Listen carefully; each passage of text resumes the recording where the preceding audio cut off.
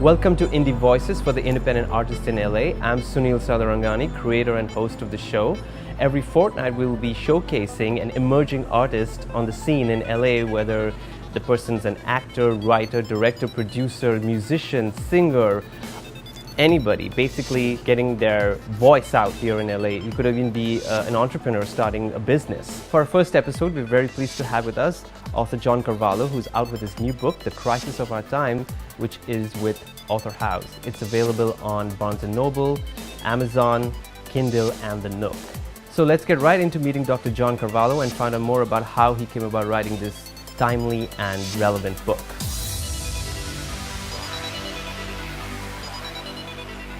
So welcome, John, to Indie Voices, and how are you today? I'm doing great, Sadil, and thank you so much for allowing me to be on your show to feature my new book. I really do appreciate you inviting me here today. Yeah, we're really excited to have you on our debut episode, and just to have you on here, it's great because you're just coming out with your new book has just released, The Crisis of Our Time. So that's right. That's actually a very timely book as well because of what's going on in the world today. So tell us more about it, but of course, first tell us about your background, from how you started. Well, as you know, the Crisis of Our Time, I talk about my background because the book is partly an autobiography about my life and my work. And it talks about how I got started, how I progressed through my education, and the kind of work that I do in global health, in microbiology. When I was younger, I was very excited about science, especially biology and astronomy, because those two subjects relate to life and they relate to our place in the cosmos. And really, those two questions are the most fascinating subject of all. And so I try to touch on that in this autobiography and this discourse that I'm writing about. As you know, any kind of memoir should try to peer into the life of the individual who's writing it. And that is a very challenging thing to do, but if it's done well, it can be highly rewarding. But in order to write such an autobiography that also addresses these other matters, you really have to be able to write a story that is relevant for not just yourself, but for everyone else who are your readers, the rest of society, so to speak.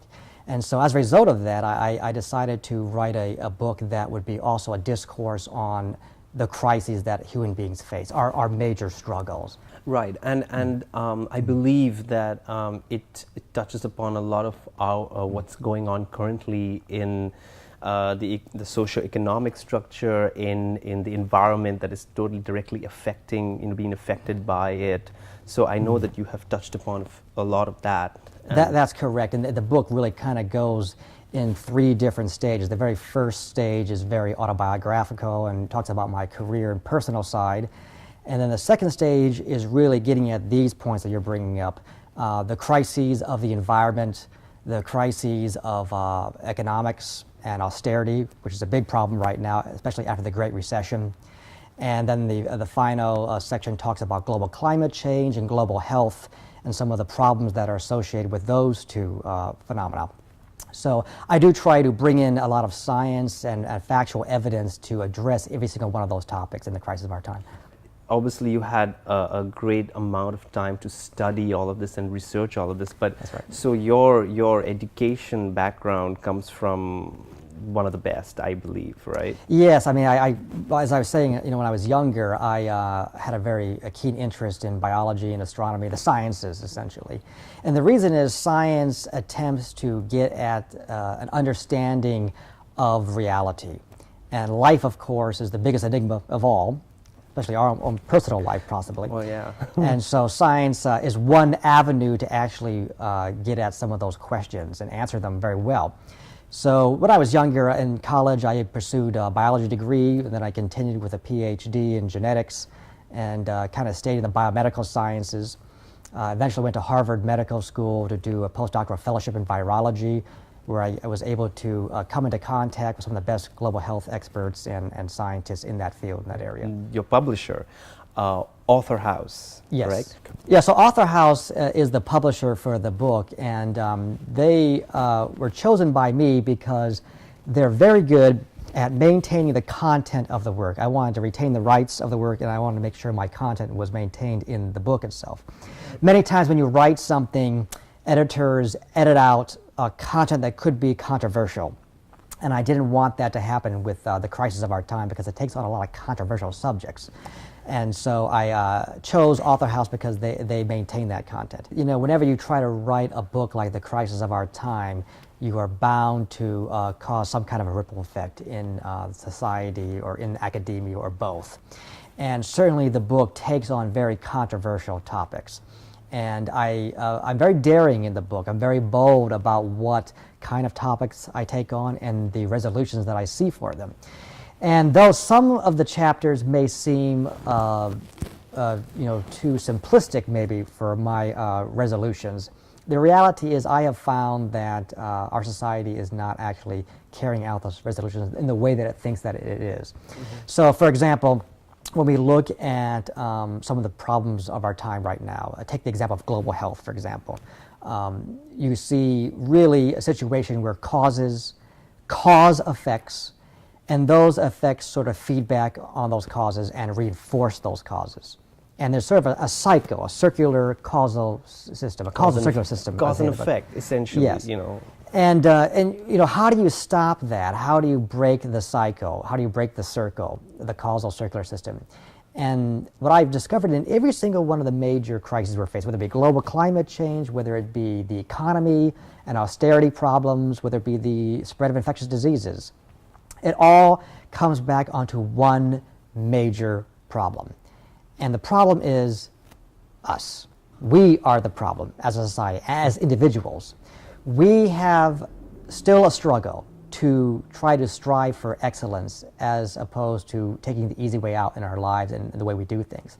So the book brings forward a lot of that controversy. It talks about government corruption. It talks about corruption in our nation's school systems. It talks about corruption in society at large and even within the family unit. And so it brings forward the fact that we have a lot of mediocrity still going on, even though we as individuals and we as a society think that such mediocrity is actually not happening. It really is. We have to really reflect in on ourselves and see where that mediocrity is occurring if we are ever to really try to resolve any of the crises of our time. In the book, I do give some very specific solutions in certain chapters. For example, on the global climate change chapter, I talk about some of the solutions that can be worked on. We should be investing in our infrastructure, for example, to prepare for major hurricanes. Just take an example. So I do give those kind of specific resolutions throughout the book. But you ask yourself, how do we actually lay a platform to address the wider problem? Right now in America and in the world, we have a crisis of literacy, let alone these other crises that are very major ones. Basically, yeah, and so halfway around the world is... Exactly. And so how do you get the word out? How do you get people to be inspired to educate themselves further and to try to understand things better, try to understand other cultures in our society, other societies? How do you get that spark going? And one of the things I do in The Crisis of Our Time is I say that a lot of the answers to our present-day world problems are actually found in the great books. They are found in literature itself. So the great books as in... Homer's The Iliad, or pick your favorite subject matter and the book that kind of goes along with it. You can pick almost anything. Any of the books that are out there that have been kind of perennial books, a lot of the philosophical books, a lot of the books on, say maybe for climate change, Al Gore's An Inconvenient Truth would be another example, right? So great books of the past, but also great books of the present have a lot of the answers that we're looking for. We just need to be able to read and take them, Yeah, which brings me to the entertainment angle, because yes. The last some years you've been pretty much involved in the social media entertainment Yes. world, where events and all of that to advocate certain issues that you're very, very vocal about, and that therefore you segued yourself into the whole scene. Right, yeah. and I, as I said, the way I wrote The Crisis of Our Time was to try to set up chapters where some of those chapters could actually be made into some kind of cinematic piece, either a short film or even a full-length feature possibly. And so I try to do that because I wanted to get the meaning of the book out to the general public through different mediums, not just through the book itself, but also through cinema. And part of the reason is you want to reach a wider audience as an author. And of course, the movie scene allows you to do that. If you have a motion picture film that gets a particular topic and some kind of resolution across, it may reach a lot more people in a more rapid time frame possibly than selling a book. But either way. Yeah. So John, tell us about writing a journal article versus writing a book. Well, I can say that the only thing that is fulfilling about writing a journal article is actually seeing it published, as opposed to what do you mean? the process of that. So what I mean is that journal articles take a very long time to write, just like a book does actually, but they are very difficult. First of all, you have to acquire the data to actually put it in the article. It has to be very sophisticated data. And the other problem is that the language is very, very rigid in a journal article. You have 10 or 20 scientists constantly reviewing the different manuscripts over and over again, and it can be a very time-consuming and laborious process. By contrast, a book has a lot more enjoyment to it because you can use literature, literary style, art to try to get your point across. So I found the book to be much more enjoyable and a lot more fun to write. Than So it's almost like you're in black and white mode writing a journal article, and you're like, there's a lot of color and there's a lot of... There is a lot, yeah. And song and as dance. you can see from the crisis of our time, there's a lot of personal stories that I can bring in to the book, which I would never be able to do in a journal article. The language can be more fluid in a book. It can be more artistic in style, whereas a journal article, it's a very, very precise language because scientists are trying to repeat experiments or because philosophers are trying to understand an argument. And you never really get a chance to use that kind of artistic style in an article like you do in a book. Which basically you are an artist. Well, that's really great achievement because you actually put in your own personal part of your personal side into the book. So. And I do, and as you say, there's a lot of there's a lot of comical stories as well in there. It isn't just all serious. There are some funny things that I try to bring into the book to try to bring in humor, as a way of getting more readers to read the book, so they're not just reading the scientific information or philosophical information, but they're also reading about something that might be enjoyable to read.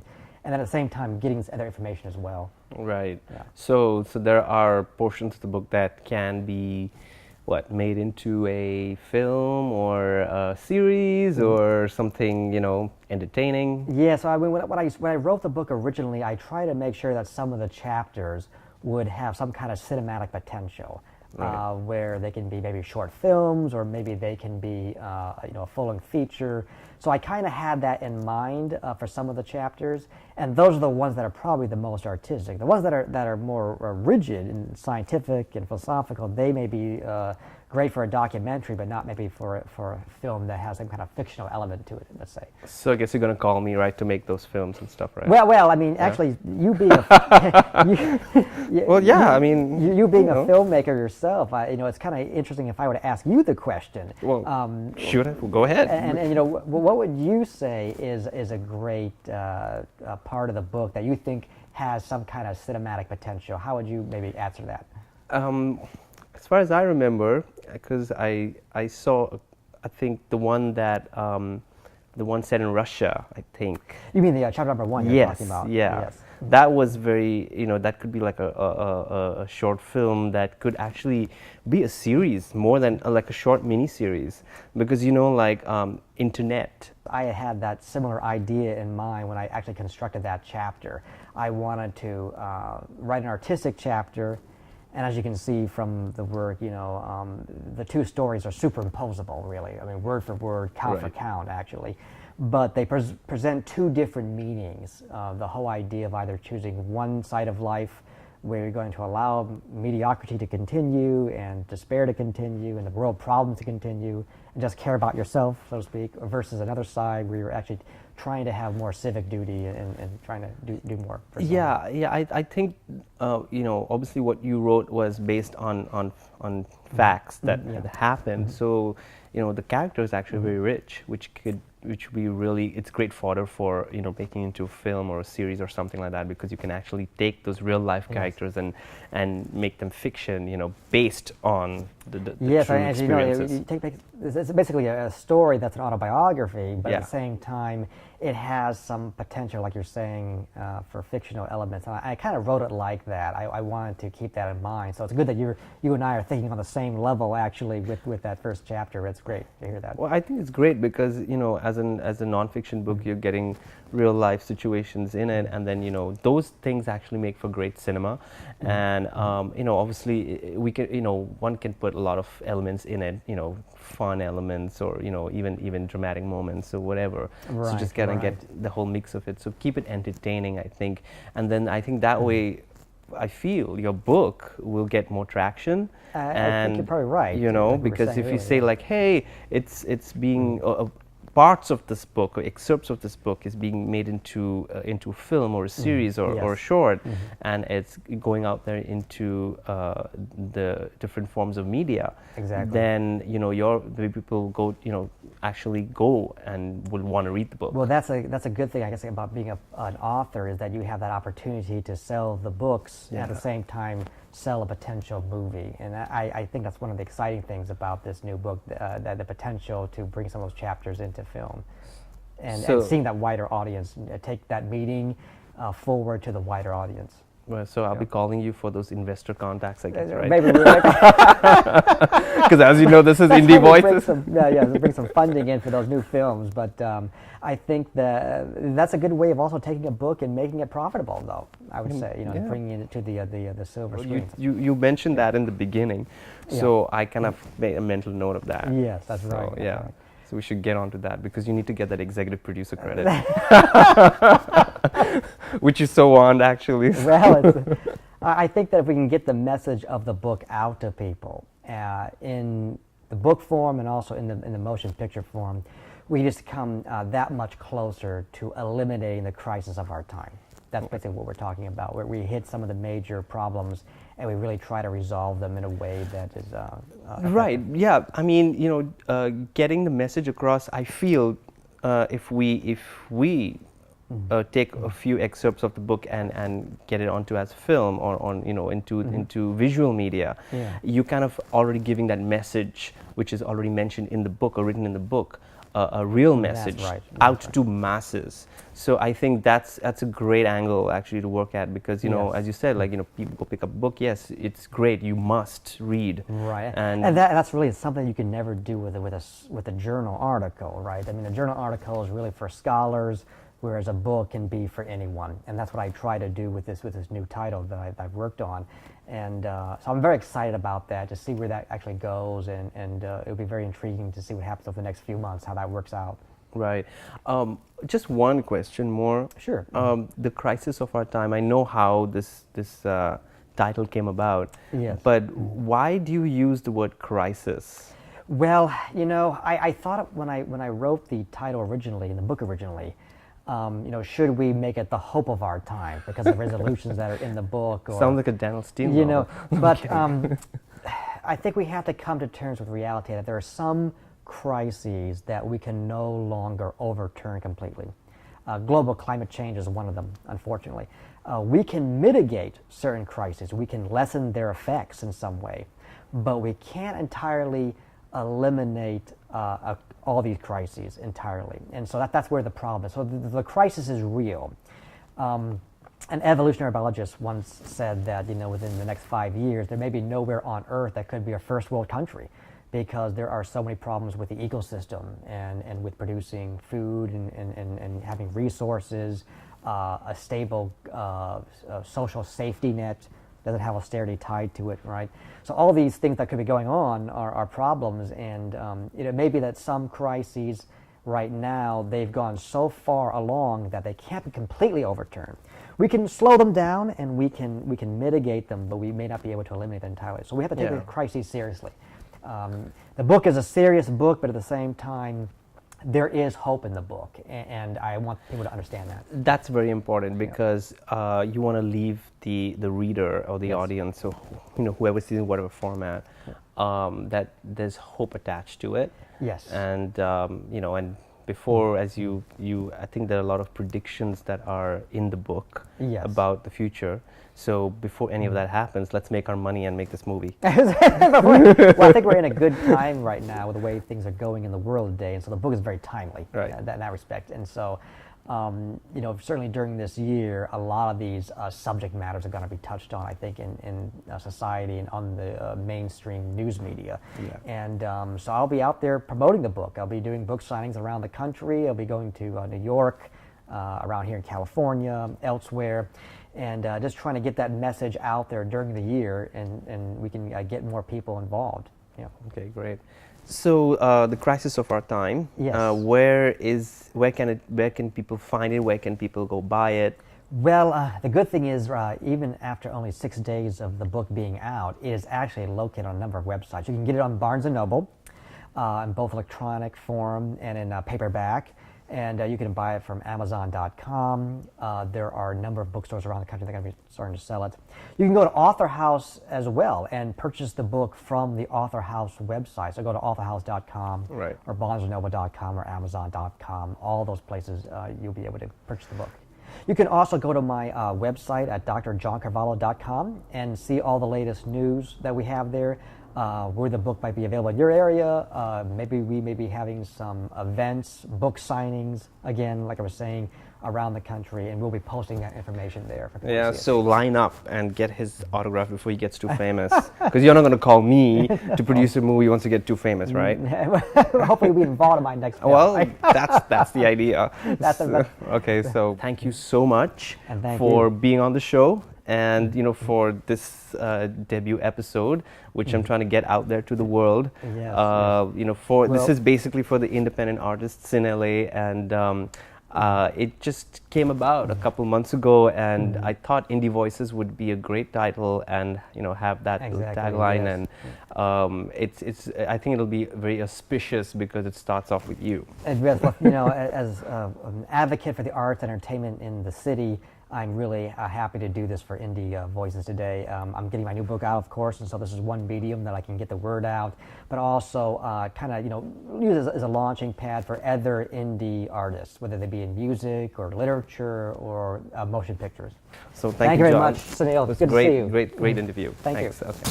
Thank you all for watching the first episode of Indie Voices. Don't forget to subscribe to the video and like it below, and follow us on Facebook and Twitter, and keep up to date with all the exciting new surprises that's going to be happening in the forthcoming episodes.